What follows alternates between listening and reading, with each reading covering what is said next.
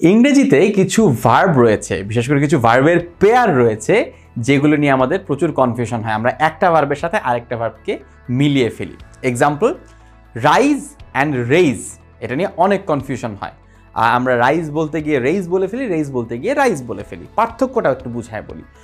Rise অর্থ নিজে ওঠা, আর রেইজ অর্থ কাউকে বা কোনো কিছুকে ওঠানো। যদি আমরা বলতে চাই যে the sun rises in the east, সূর্য ওঠে, সূর্য কিন্তু ওঠায় বলছে না, সূর্য অন্য কাউকে ওঠায় সেটা বলছে না, বলছে সূর্য নিজে ওঠে, সান রাইজেস ইন দ্য ইস্ট। অন্যদিকে আমরা যদি বলি যে the guy raised his hand, the student raised his hand, এই যে রেইজ করলো এটা হচ্ছে সে তার হাতকে ওঠালো, ঠিক আছে? অর্থাৎ যখন কেউ নিজে উঠছে, কোনো কিছু নিজে উঠছে সেটা হচ্ছে রাইজ, আর যখন কোনো কিছুকে ওঠানো হচ্ছে সেটা হচ্ছে রেইজ। রেইজিং আ কোয়েশ্চেন, রেইজিং আ হ্যান্ড, রেইজিং সামওয়ান, সো কাউকে ওঠানো হচ্ছে।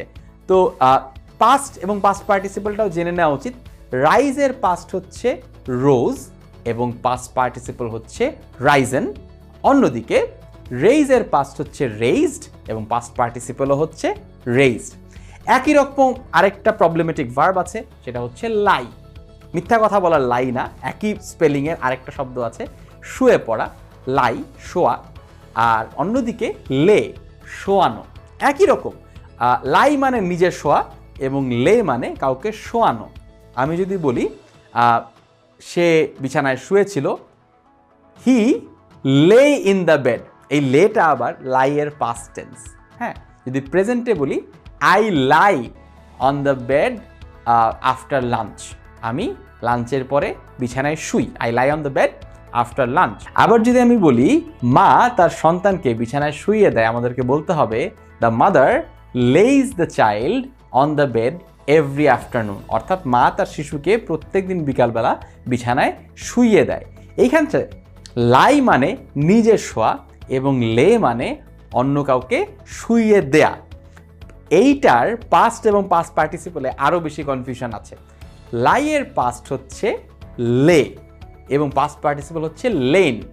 অন্যদিকে লে এর পাস্ট টেন্স হচ্ছে লেইড এবং পাস্ট পার্টিসিপল হচ্ছে লেইড। কনফিউশন নাম্বার 1, যে এই যে শুয়ে পড়া, এইটার পাস্ট টেন্স আবার লে, এবং ওই যে কাউকে শুইয়ে দেয়া ওই শব্দটাই হচ্ছে লে। অর্থাৎ এখানটাতে একটু কনফিউশন হয়ে যায়, একটু সাবধান থাকতে হবে।